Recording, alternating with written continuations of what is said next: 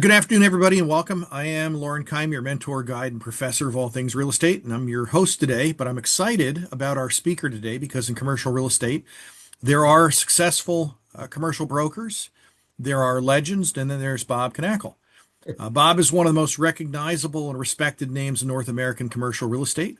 And if you've spent more than 5 minutes studying the New York investment sales market, you already know why. He began his career after graduating from Wharton, sadly not Lehigh, in 1984.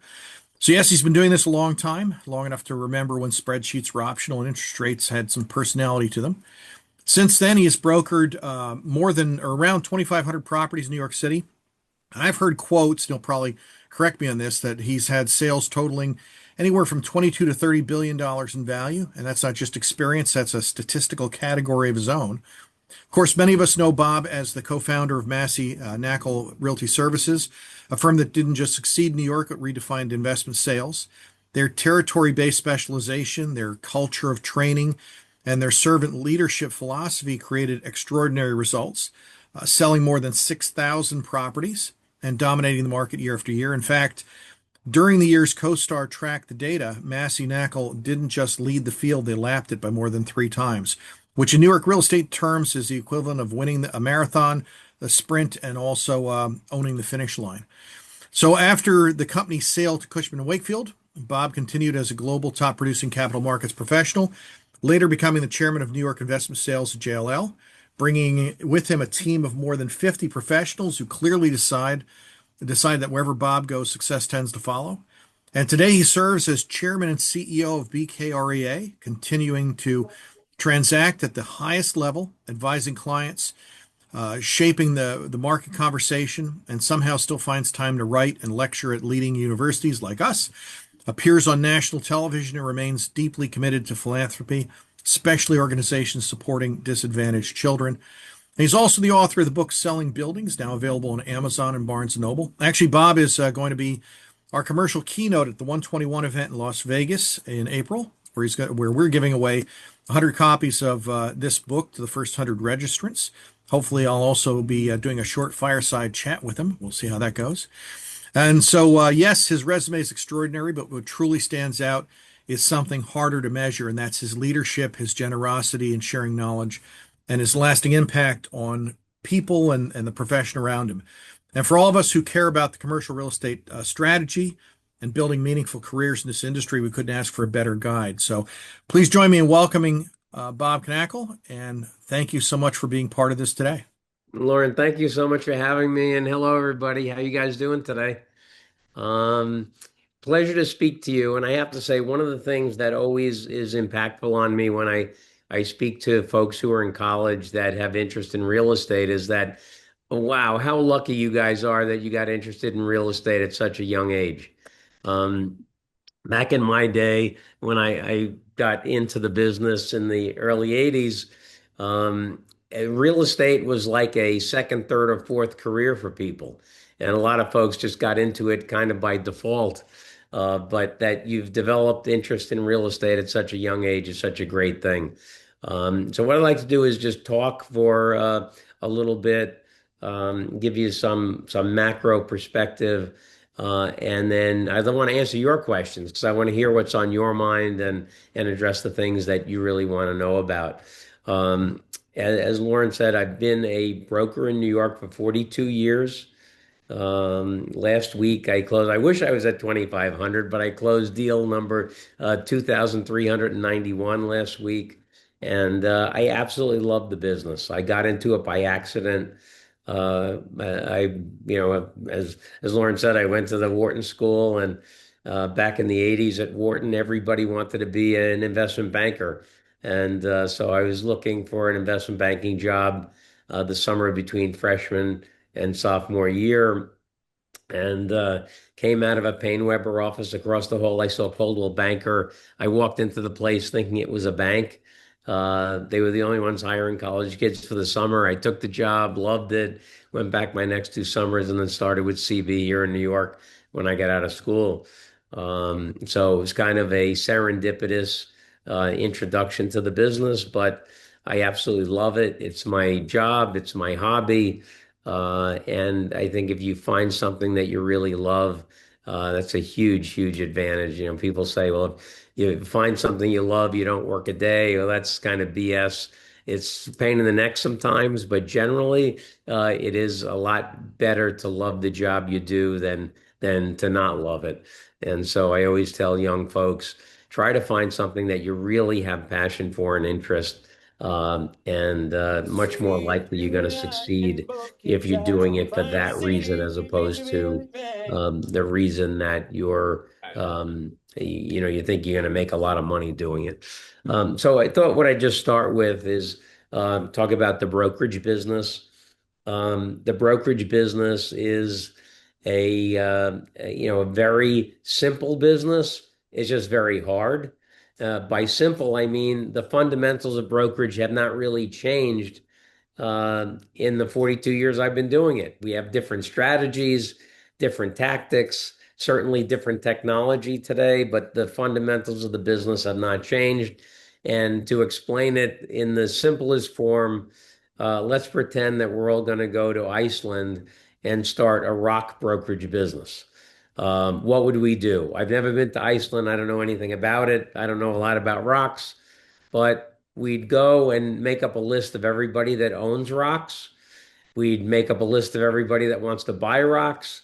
And then we'd study the rock market. How many different types of rocks are there? How many exist of each type of rock? How valuable is each type of rock? And then we'd go out and try to get hired by the people who own rocks to sell their rocks. And then when we got hired to sell the rocks, we'd call the people that buy rocks.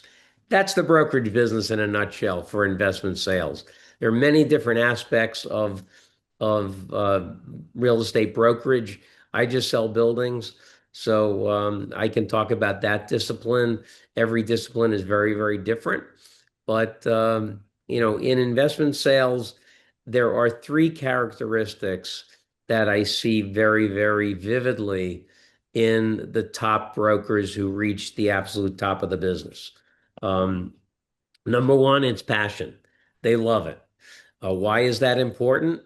Because the market always has been, is, and always will be cyclical. It's going to go up and down. And so no matter how good you are, you're going to have tough times. And most people get out of the business when things get tough. But if you really love it, you'll stick around through the tough times and you will make it through to the times when the market improves, and inevitably times will get better, things will improve, and you'll be around to take advantage of those better times. So passion for the business, number one. Number two is the ability to use discipline well. And I say use discipline as opposed to have discipline, because we all have access to the same exact amount of discipline, but we all choose to use it differently. A lot of what you do in brokerage to become successful is not very glamorous or exciting, but you have to do stuff consistently. So around our office, we have a saying, and it's the Stonecutter's Creed, and that's pound the rock. You got to keep pounding the rock, pound the rock. What does that mean? Picture the stonecutter comes into the shop in the morning, sits in front of a big block of stone, pulls out the mallet, and boom, 5 whacks, 10, 50, 75, 99, the stone's still sitting there. 100th blow, boom, the rock splits in half. To the casual observer at the back of the room, they say that 100th one must have been different somehow. The stonecutter must have used a different mallet, or he hit it harder, or it struck it at a different angle. But the stonecutter knows, no, that 100th blow was no different than the 99 that came before it. It's simply the 99 that came before it that allowed that 100th one to work. And so in the same way, provided that you're doing fundamentally the right things, and you do them over and over and over again, day after day, week after week, month after month, year after year, things are going to work for you. But you just have to be able to use discipline well enough to keep banging away on that stone when you don't see any visible progress. So being able to use discipline well, number two. The third trait is to be an expert, to understand a as narrow a slice of the market as you can in terms of being a specialist, that you become the go-to person for something. And that specialization has to be as narrow as it possibly can be so that you truly can understand everything about it, but broad enough that you can make a good living doing it. And I'll use as an example, let's say you participate in sports and you're out running and you tear the ACL in your knee and you go see two doctors. The first doctor says, "Oh, knee ACL, no problem. I've done a ton of them. I do knees, I do ankles, I do hips, I do elbows, shoulders, wrists. I can do it all. I can do it all." And then you go see another doctor and he says, "Knee ACL tear, no problem. I've done 9,467 of them. It's all I do. I only operate on knee ACLs." Who are you going to have surgery with? Who do you expect is going to do a better job on your surgery? And in the same way, if you establish yourself as an expert, as a go-to person in a narrow slice of the market, you will become a go-to expert. And it's very, very easy to do. Again, it requires effort and using discipline to get there. But I've become very active on social media since the beginning of 2023. And the most frequently asked question I get from people, and these are mostly brokers that have been in the business only a few years, they say, "Bob, I'm selling apartment buildings in Kansas City. How do I compete with there's three brokers in my market that have been doing it for 20 years? How the heck am I going to compete with them?" I said, "Well, how many apartment buildings are in Kansas City?" "Well, I don't know." I said, "How many sold last year?" "Well, I don't know." "What's the average price per square foot?" "Well, I don't know." So I said, "Why would anybody hire you if you don't know the market?" I said, "As soon as we're off this call, go get a map of Kansas City, draw a line around what you think the outskirts of that market is, and go count every building. And look at how many properties sold last year and the year before that and the year before that, and calculate what the average price per square foot was, the average price per unit, the average cap rate. And then when you talk to an owner, you can say, "Hey, I think the market next year is going to do X, Y, and Z because look at what's happened over the last 3 years. Look where the trends are." And spout out how many buildings sold. That was up X percent from the year before that, or down X percent from the year before that. Show that you really know the market. And I say, I guarantee you, the people with 20 years of experience in your market don't know those numbers. So you want to impress a client and differentiate yourself, you can do it with market knowledge. The real estate business is not the real estate business. It's the information and relationship business. And so I think if you are disciplined enough, use discipline well enough to really become an expert and know your market, you differentiate yourself very easily from everybody else that's trying to do what you do. And that differentiation leads to a very significant competitive advantage. And that was the thing that catapulted Massey Knakal to what it was. We were just a little local popcorn stand of a company that was competing against big regional, national, and global firms. And we ate their lunch every day.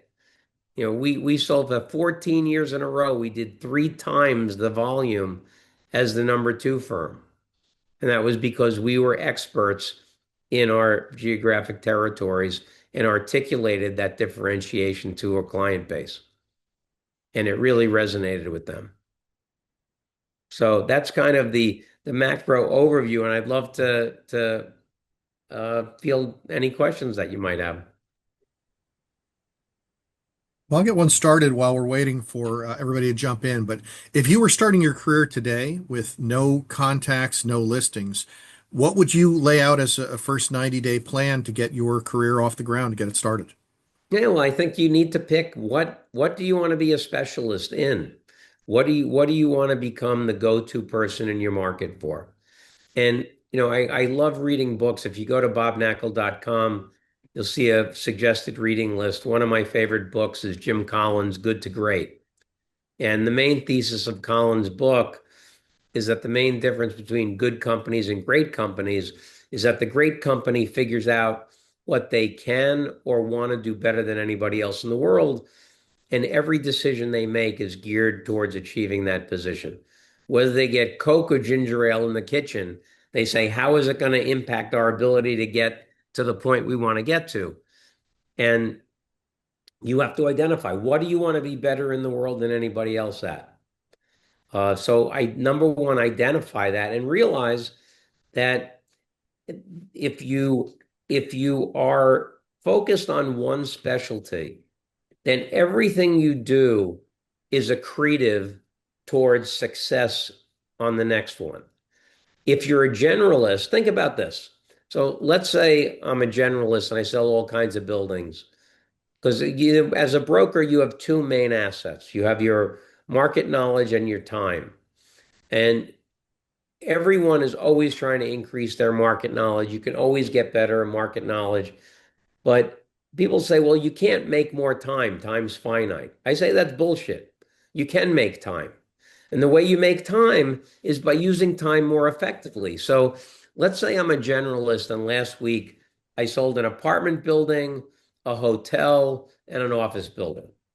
And this week I'm pitching another office building.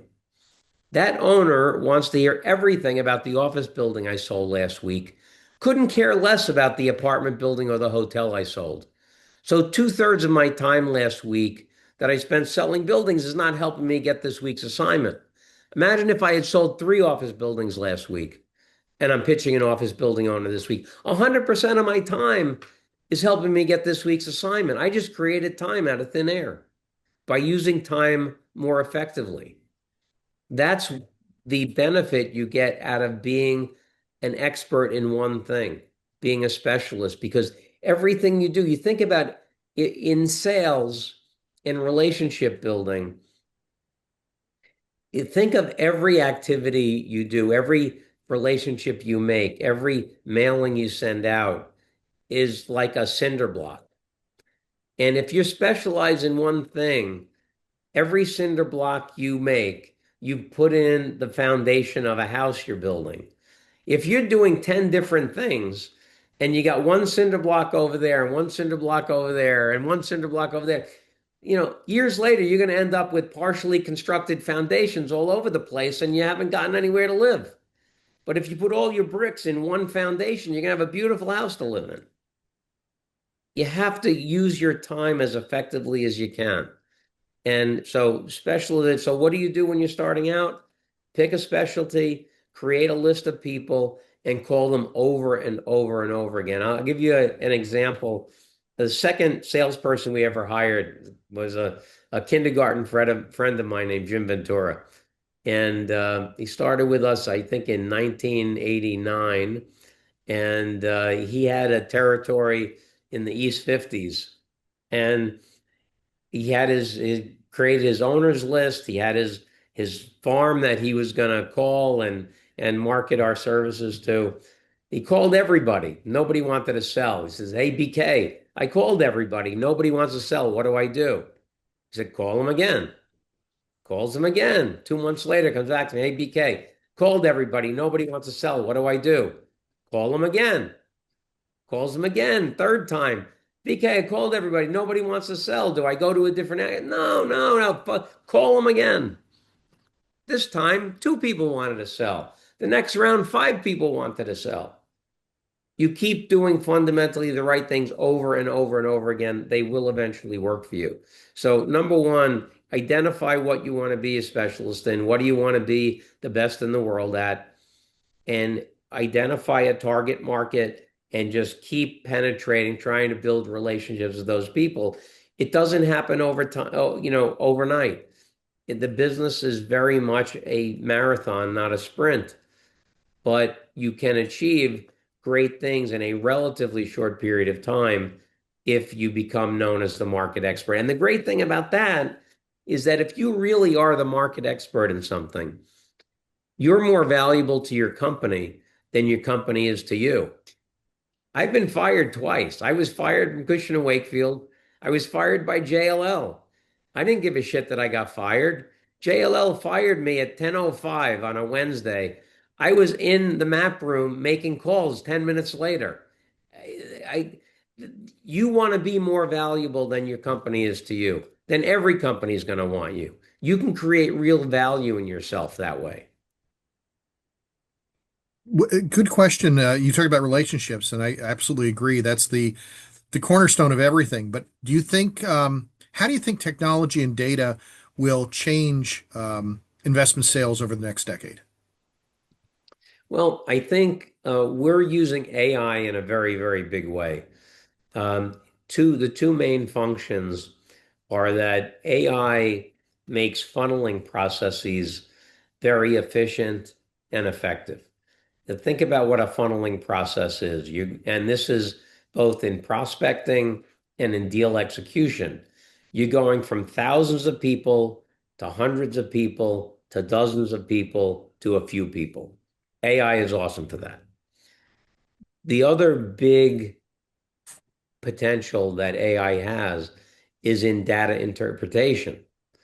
But the problem with data in real estate is most data sets are absolutely awful. And what I mean by that is that the companies that are best positioned to have the best data often have the worst data. Um, I know at Oldco, I was at Oldco for 6 years. We had three different heads of research in New York. One tracked every sale over 10 million. The next guy tracked every sale over 500,000. And the third guy tracked everything over 5 million. So the data has no integrity. There's no relationship between the numbers, and absolute numbers don't mean anything. And what I mean by that is if I tell you that in 2019, there was $26.3 billion of investment sales activity in Manhattan, you probably have no idea what to think about that number. But if I tell you that at the peak of the market in 2015, it was 57.4 billion, and during COVID at the bottom of the market, it was 11.1 billion, the 26.3 starts to have some feel to it. So it's not the absolute number. It's are the numbers going up or are the numbers going down? How much are they going up? How much are they going down? And the relationship between data in a data set completely loses its integrity unless the methodology for calculating the data is identical.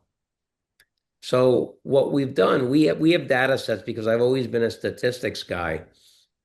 We have data sets that are 42 years old that have used the same methodology over time. So we just came out with the Knakal Land Index. It's a study of over 2,500 transactions going back to 1984 in terms of what's happened in the land market.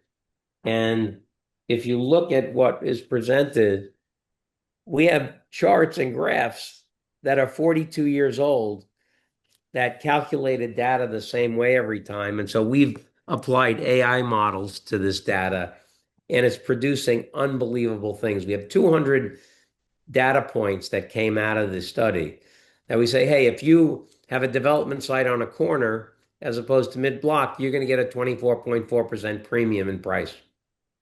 We have 200 of those data points.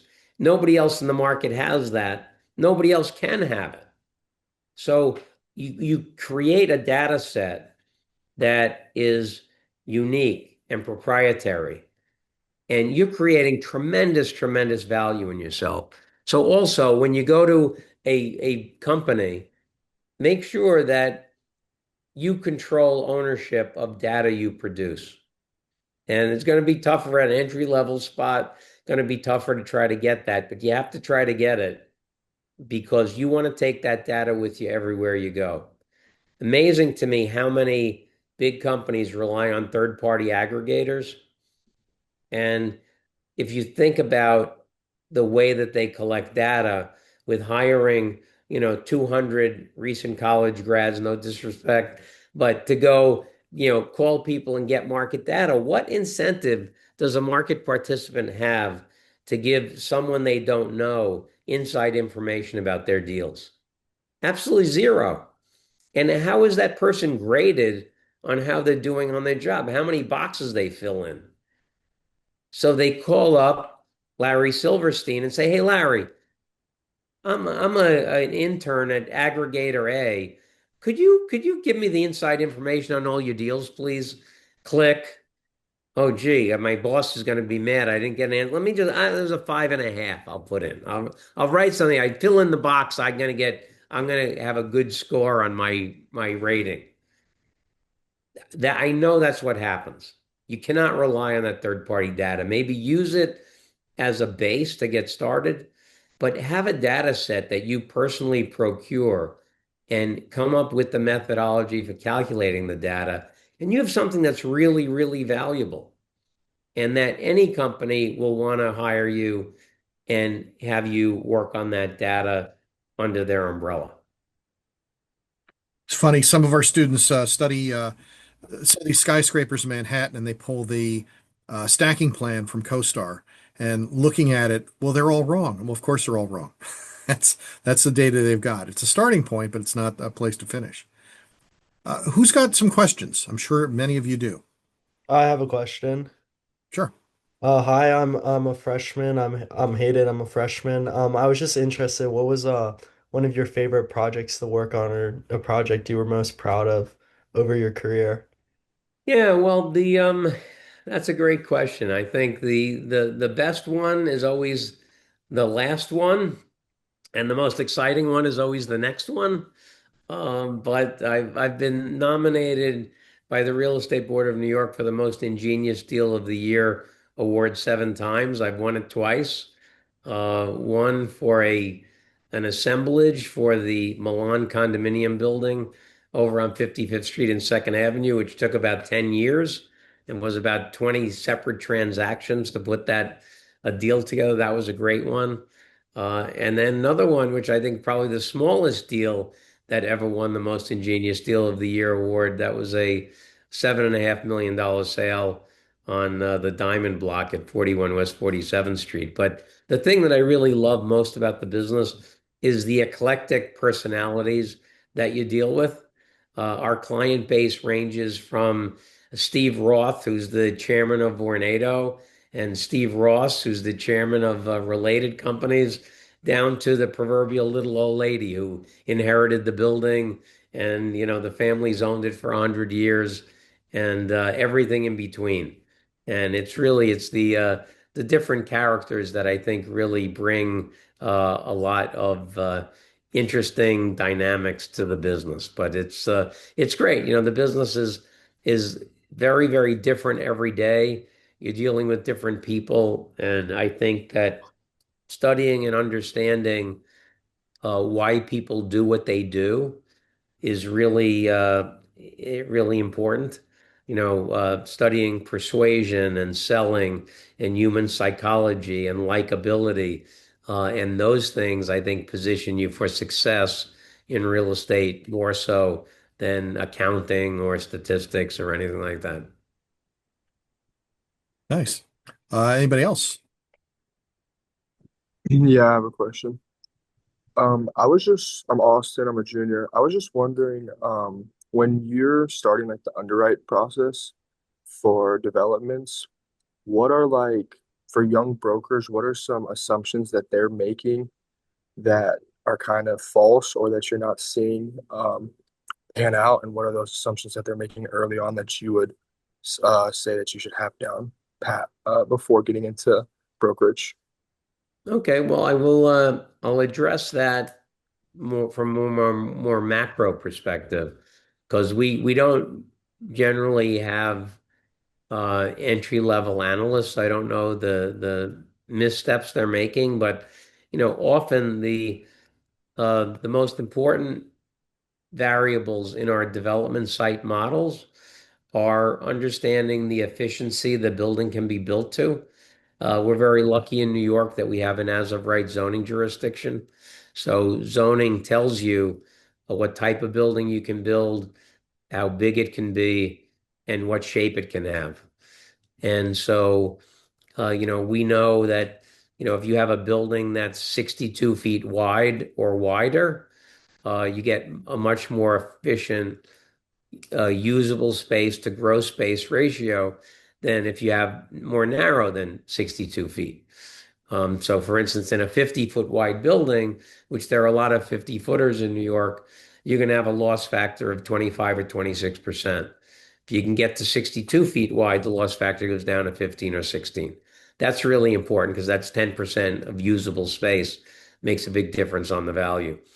Other than that, it's understanding what your hard cost and soft cost assumption should be, and understanding what your market rents or market condo pricing is going to be, to understand what the revenue side is. The rest of it is pretty straightforward. Your loan to value on debt is going to be within a certain range. Your interest rate is going to be within a certain range.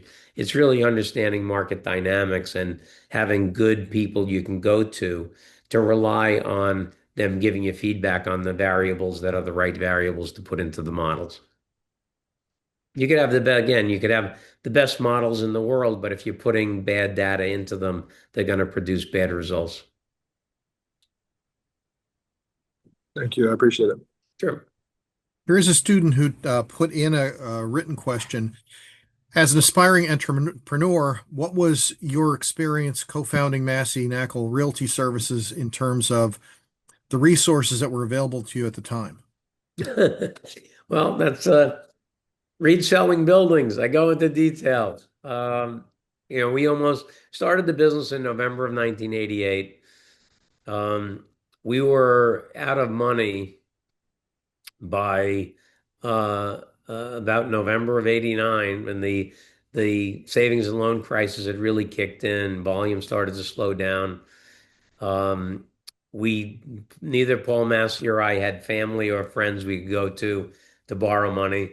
So we went and got credit cards, and our burn rate at the time was about $15,000 a month. We had 15,000 in the bank. We had no deals under contract. And we said, well, what do we do? Do we pay 3,000 or 5,000 a month for the next 3 months, keep the lights and the phones on? Do we pay all the bills next month and, pray that something good happens?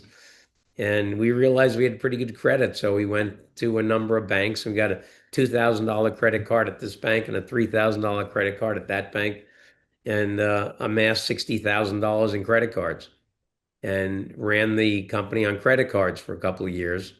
Then we're out of money again, had the credit cards maxed out, went to a big client of ours and said, look, we've done a couple of deals with you. It seems like you like us. We need 75,000.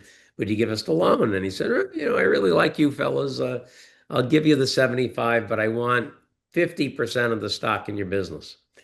And we were like blown away. We're like, oh God, thank you very much. Let us think about it. And we were dejected. And Paul had a stepfather-in-law in New Jersey that owned a mortgage brokerage business, and we went out to see him, and we said, "Hey, Jack," Jack Holler was his name, said, "We need a $75,000 loan. We'll give you 25% of the stock in our business." And he said, "Guys, look, I'm going to give you the 75 grand. Don't want the stock. You'll be upset you did someday. You're going to be very successful. I don't want you to give me the stock," which was, again, a lucky blessing. But we borrowed the 75, made it through.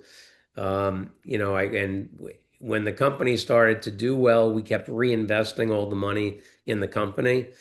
So personally, I lived on credit cards from 1988 to 1998, 10 years. I got so addicted to credit cards, I got my personal lines up to $180,000. So my net worth fluctuated between zero and minus 180 for 10 years. But fortunately, we came through it. But if you believe in what you're doing and you're doing the right thing when you're young, it's the time to take risk. And we took a big risk. And I don't remember being nervous or uncomfortable about the spot we were in.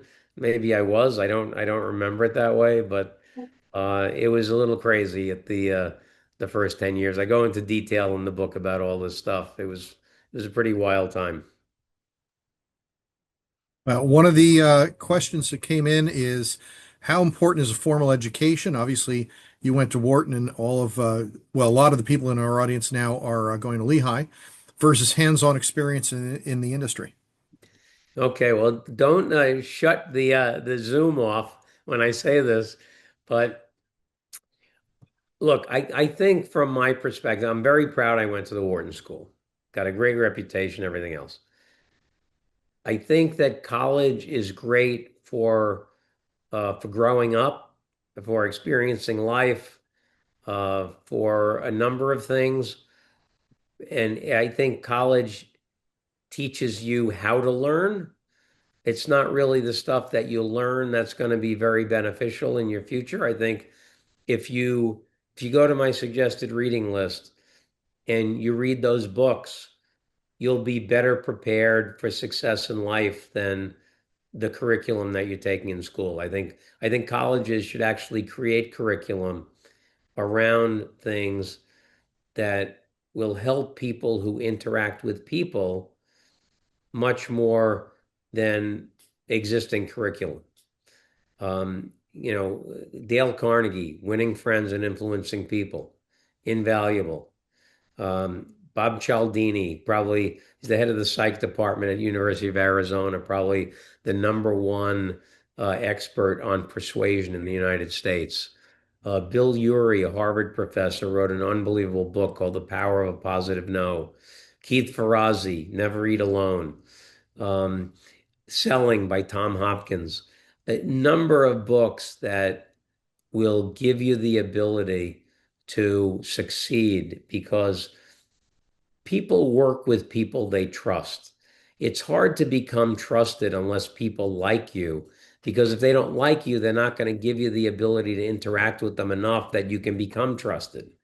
So those are the things that I think set you up more for success in the future than um, knowing whether prepaid rent is a debit or a credit on the balance sheet. Unless you're going to be an accountant, of course. True. Riley, you've got a question. Hi, so you've talked a lot today about relying on data. So how do you balance those quantitative metrics like comps and trends with the more qualitative side, like your judgment and experience? Well, that's a great question. And I think it's kind of a combination of them. You want to form opinions, um, but you use the data to back up and support your opinions. And I have a good friend who is outside of real estate, but just from a political perspective, we we we disagree almost completely from political perspective. But I respect and admire him tremendously because when he says something, he always can back it up with three or four different things that are hard to argue with because they're stats. So if you say, well, I think you should sell your building now, and here's the reasons why, or you say, hey, I think you shouldn't sell the building now, and here's why. If you can make that argument with facts, you have a much better probability of getting the client to do what you would like them to do. If you think about it, what is sales, right? In every human being, there's a little switch that either goes to yes or no. And as a salesperson, what you're trying to do is get that client to have the switch flip in the direction you want it to go in. And the best way to do that, the easiest way to do that, is by demonstrating capability. And the best way to demonstrate capability, the absolute best way is to show a history of transactions you've done. But in lieu of that, when you're starting out, you don't have that history. But it's knowing the market. If somebody says, hey, I'm not interested in that development site because they're building buildings all over the Upper East Side. There's too much supply coming on the market. Oh, yeah? Well, there's only 1,762 units being built, and 362 are being delivered next month. And you start going into it, then people don't. Most people are so full of shit. They generalize. They use adjectives. Don't use adjectives. If if like I always use a very specific number when people ask me, Bob, how many buildings have you sold? If I, about 2,400. Sounds like I'm guessing. Sounds like I really don't know. When I say 2,391, you assume, hey, I know exactly how many buildings sold. If you want to know how many buildings sold last year in Manhattan, I know 691 buildings sold. Not 692, not 690, 691. That's 2.5% of the stock of buildings over the last 42 years. The average turnover rate of the 27,649 buildings south of 96th Street has been 2.5%. We're now 7 years in a row at or below trend turnover. That's the longest period we've ever had, eclipsing the 6 years below trend we had during the savings and loan crisis in the early 90s. Right now, I just talked for a minute and 15 seconds, and you say, wow, this guy knows the market, right? Now, I could have just made those numbers up, but the fact is, I know those are the real numbers. So it's using data in a way, it's like you use soft skills to develop a relationship with someone and get them to want to listen to you. But then those statistics are like a hammer hitting them in the head. And it's very tough to argue with that. If somebody's, oh, nothing's selling. Nothing selling, 691 buildings sold last year. It's 2.5%. Yeah, but that's relatively not low. No, it's not. It's the 42-year average. And I know the lowest it ever was in 2009 when turnover was 1.2%. And the highest it ever was in 2015 when turnover was 4.3%. I know the numbers. You don't. You think you're going to tell me you know better about the market than I do? You know, that's the power of being a market expert. And think about how valuable and how easy the conversation is when the person you're talking to knows you know a lot more than they do. Could you imagine going to your doctor and your doctor examines you and takes x-rays and does everything else, say, hey, I hate to tell you, but you have a hairline fracture in your pinky. And that's why your pinky hurts. And you say, it really hurts much more than that. I really think it's broken in half. You sound like a moron because the doctor knows what they're doing. They've done the x-rays. They've seen it before. They know it. It makes the sales job so much easier if you go in with this wealth of knowledge and statistics behind you. And it's a relatively easy thing to do. Most people are simply too lazy to go count the buildings or do the analysis or come up with a thing that's proprietary. I was blown away when, when we first did the merger at JLL with the HFF guys. And I'm going to a pitch with one of them, and he brings in a report from CoStar as his market data.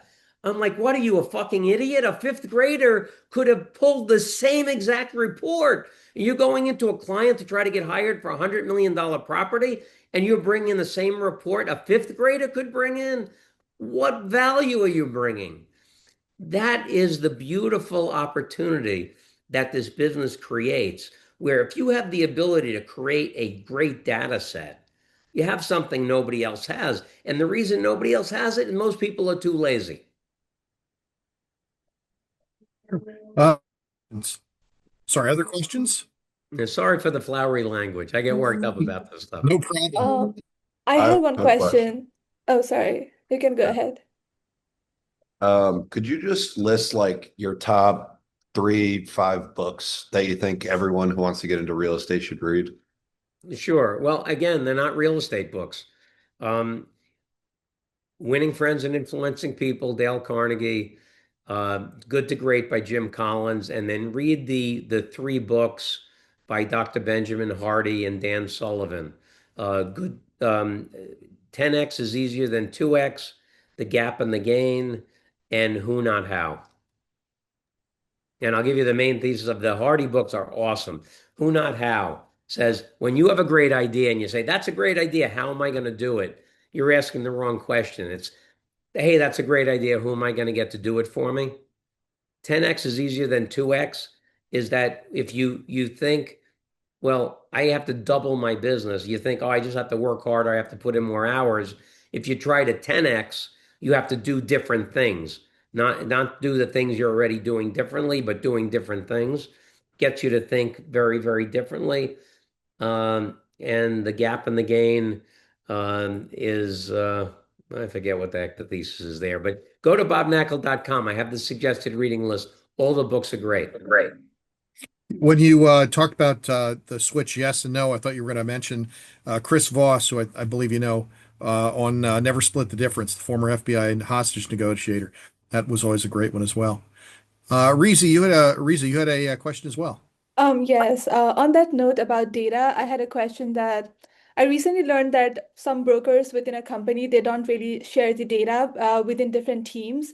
And I wanted to ask what your thoughts were on this, because I understand that brokers would use their own data to differentiate themselves from the rest of the people. And this is how their compensation are also tied. So I just wanted to hear your thoughts. Yeah, that's the big companies all talk about, oh, we share data, we have access, we do 475,000 transactions a year. We aggregate all that data and we have all this great stuff, and it's all BS. We had at Oldco, we had a deal summary that you had to submit in order to get paid. And it said, okay, list all the bids. On most of our investment sale transactions, you have between 25 and 40 bids on every deal. And think about how great it would be to have that whole list for every single deal you did. 99% of the vouchers that went in for payment on those had only one offer. People did the bare minimum. They don't want to share data. So that was one of the things that really helped us at Massey Knakal. We had a culture where people did share data and viewed it as, hey, I'm putting data into the system, but I'm getting much more out of it. And I have the same thing at my firm now, where actually I've taken marketing reports from the last 10 years and we're inputting all that data into AI models. And we know, like, we have 1,814 development companies that are active in New York. We rank them number one through 1,814. They're ranked by how many NDAs do they sign on deals we're marketing, how many deals did they go look at, how many offers did they make on properties, what their level of offer is relative to the selling price. And so we can say, if somebody says, hey, we didn't see that deal, why didn't you show it to us? Because say, well, you've signed NDAs on 72 deals. You haven't made a single offer on a property we're selling. Or, yeah, you make offers, but your average offer is 68% of the sale price. So we data is a great thing if you have it and if you have the ability to make people see the bigger picture and want to contribute to it. The main problem is that people just don't want to contribute. So you have to create an environment that encourages people to share the data. I Thank apologize, you. we're just about out of time. So anything, Bob, you want to add to close us out today? No, just, I'll leave you with one thought, and that is that, you all have tremendous power to change your life. And it's something that all human beings have, and it's called free will.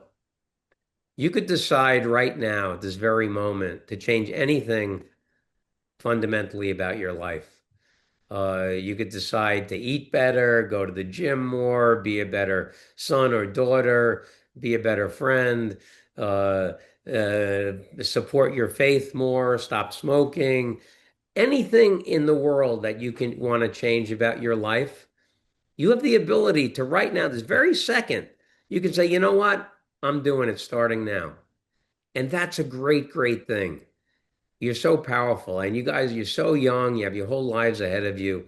And if you're interested in real estate, this business is such an open opportunity to do such unbelievably great things, because most people in this industry are mediocre.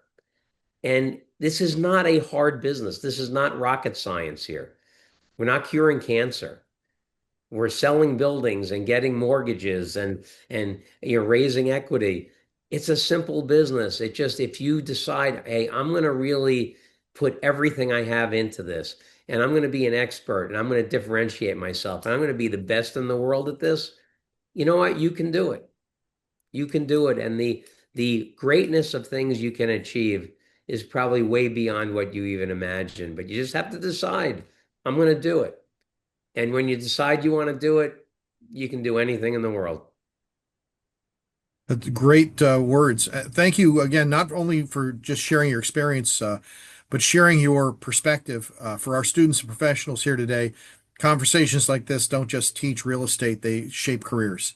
And we're really grateful to you for your time and your leadership in the industry. Thank you so much, Bob, for participating with us here today. Well, Loren, thanks so much. And best of luck to you guys. I hope you go out and you kick butt all over the place and you big successes in the real estate industry. It's the best business in the world. Agreed. Thanks so much. Thank you. Thank you so much. Thank Thank you. you. Bye.